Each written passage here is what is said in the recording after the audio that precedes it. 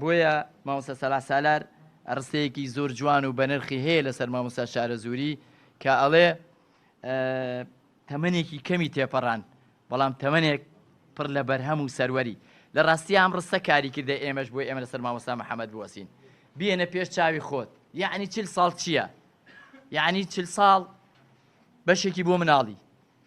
بەشێکی بۆ نووسین بەشێکی بۆ وتار بەشێکی بۆ بەندینخانە بەشێکی بۆ ڕاکە بەشێکی عەمرە و حەج بەشێکی پەیوەندە کۆمەڵایەتەکان یعنی ئەمە خوا بەرەکەتی خسۆتە ژیانی ئەم مرۆڤەوە ئەم کائینەوە یعنی ئەمە ئیلا هۆکارێک لە پشت ئەوە هەیە ئەو تەمەنە کەمە بەشێوە ناکە کێمان هەیە ئێستا 40 ساڵ نەبێ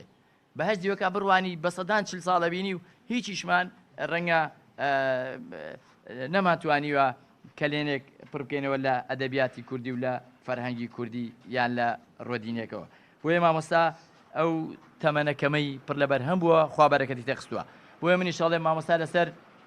سێ کوچکەی ژیانی بەڕێ کردووە ئەویش نووسین و مینبەر و بەندیخانە بووە.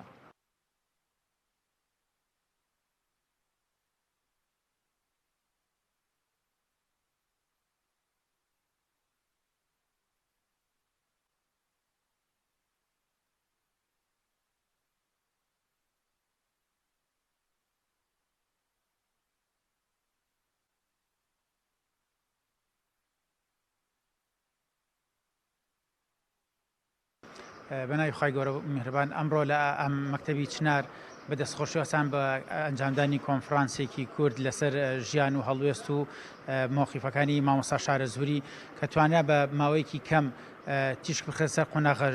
جیاجیاکانی مامۆستا شارەزووری لێرە کە سپاسیانەکەن کە بۆ یەکەم جار لە شارەزوورە یادی مامۆستا شارەزووری ئەکرێتەوە کە هەم سپاسیانەکەن و هەم بەداخەوە کە ئەم حاڵتە ڕوئەدات